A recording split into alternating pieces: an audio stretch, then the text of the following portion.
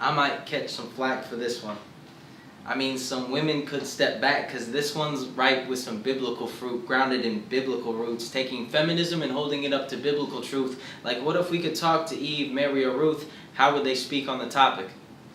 Now and today, feminism has entered its third wave from early days when women fought for political freedom to 60 years into the 20th century when there was found reason to fight for working place rights and men committing family-based treason. Now in this season, feminism stands on just ethical grounds, women with their character held strong and their voice heard loud, proud to be who they are, but are they seeing who they were created to be? Let's face it. Socially, we're created equal, never to look at the individual, but the body of people in this second sequel to the first wave craves or given the same as the other. And my sisters see what is given to my brothers and understand the scale is unbalanced. This vision has set the stage that women be placed in political and economic powers to be agents of change, held and sustained by their bodily and intellectual freedom. They demand we see them for their strength. Now, I can't place a finger on why that's wrong, but when I take it up to the heavenly throne, I see that she was formed from his rib. Now, that doesn't mean she was made for him, as it means he wasn't made for her. They were made for each other.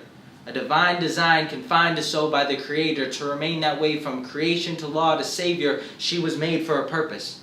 To define that term, it's the reason for which something is done or created, for which something exists. This cannot be missed. She was made for a purpose. Biblical discernment defines women as helper. In Hebrews, that's the term ezer, and it arises many times to define a support system.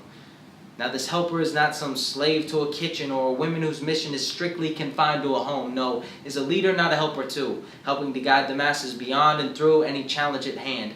Understanding Proverbs 21 provides the reference. A man is the head of a household. He is expected to humbly look upon his wife and guide her in the direction of right standing, never demanding and respectfully keeping her in upstanding because of what she's been handed. Marriage, mothership, and inner beauty, work, finances, a household, and timely duties, all alluding that her plate is full. Yet God made her with strength, so she was given the gifts to do so. Compare all this to Ephesians 5, and the text itself comes alive.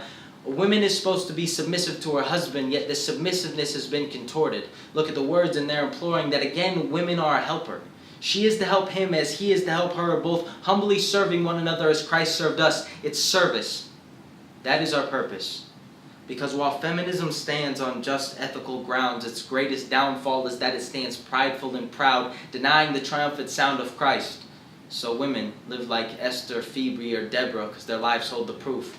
Live like Mary, Priscilla, or even live like Ruth. Let your purpose and your design set the standard for your life, because in my opinion, feminism should have died when Christ died for us.